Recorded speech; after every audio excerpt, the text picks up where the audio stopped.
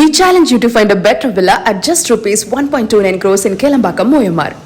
பெரும் சர்ச்சையை ஏற்படுத்திய குதிரை பேர விவகாரம் தொடர்பாக உச்சநீதிமன்றத்தில் ஒரு மேல்முறையீடானது தமிழக அரசு தரப்பிலிருந்து செய்யப்பட்டிருந்தது. இது தொடர்பான முக்கிய செய்தியை பார்க்கிறோம். ஊத்தங்கரை தாவேக்கு எம்எல்ஏவிடம் குதிரை பேர வழக்கு விசாரணைக்கு தடை விதித்த உயர்நீதிமன்ற உத்தரவை நிறுத்தி வைக்க உச்சநீதிமன்றம் மறுப்பு தெரிவித்திருக்கிறது.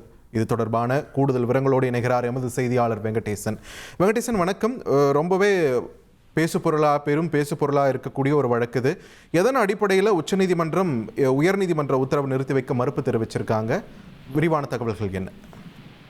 வணக்கம். தமிழ்நாடு சட்டப்பேரவையில் பேரவைத் தலைவருக்கு எதிராக கொண்டு வரும் நம்பிக்கையில்லா தீர்மானத்திற்கு ஆதரவாக வாக்களிக்க வேண்டும் என்று ஊத்தங்கரை தாவேக எம்எல்ஏ இளையராஜாவிடம் குதிரை பேரம் நடத்தியதாக யூடியூபர் திருநாவுக்கரசு உள்ளிட்ட பலர் மீது திருவல்லிக்கேணி போலீசார் வழக்கு பதிவு செய்தனர். இந்த வழக்கில் குற்றம் சாட்டப்பட்ட முன்னாள் அமைச்சர் செந்தில் பாலாஜி, அவரது சகோதரர் அசோக்குமார் ஆகியோருக்கு ஹைகோர்ட் ஏற்கனவே முன்ஜாமீன் வழங்கியுள்ள நிலையில் இந்த வழக்கில் ஜாமீனில் வெளியே வந்த ரமேஷ், சேதுராஜ், கார்த்திக் ஆகியோர் இந்த குதிரை பேரம் வழக்கை சிபிஐக்கு மாற்ற வேண்டும் என்று கோரி ஒரு வழக்கை சென்னை உயர்நீதிமன்றத்தில் வழக்கு தாக்கல் செய்தனர். இந்த வழக்கை விசாரித்த சென்னை உயர்நீதிமன்றம் குற்றம் சாட்டப்பட்ட நபர்கள் ஒவ்வொருவராக சிபிஐ விசாரணை கேட்டு இந்த ஹைகோர்ட்டில் மனு தாக்கல் செய்து வருகின்றனர். அதனால் குதிரை பேரம் வழக்கு தொடர்பாக திருவல்லிக்கேணி போலீசார் பதிவு செய்துள்ள வழக்கின் ஒட்டுமொத்த விசாரணைக்கும் ஒரு தடை என்பதை விதித்தது.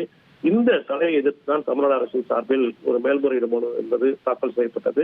இந்த மனுவை உச்சநீதிமன்ற தலைமை நீதிபதி சூரியகாந்த் தலைமையிலான அமர்வு விசாரித்தது. தற்போதைய நிலையில் இந்த தமிழ்நாடு அரசின் மேல்முறையீடு மனுவுக்கு நாங்கள் எவ்வித இடைக்கால தடையும் விதிக்கப் போவதில்லை என்ற நல்ல தெளிவான ஒரு பதில் அளித்ததுடன் இந்த மேல்முறையீடு மனுவுக்கு பதிலளிக்க யூடியூபர் திருநாவுக்கரசு, ரமேஷ், சேதுராஜ், கார்த்தி உள்ளிட்ட எதிர் மனுதாரர்கள் பதிலளிக்க உத்தரவிட்டுள்ளது. நன்றி வெங்கடேசன், உங்களுடைய விரிவான தகவல்களுக்கு. We challenge you to find a better villa at just ₹1.29 crores in Kelambakam, Moyamar.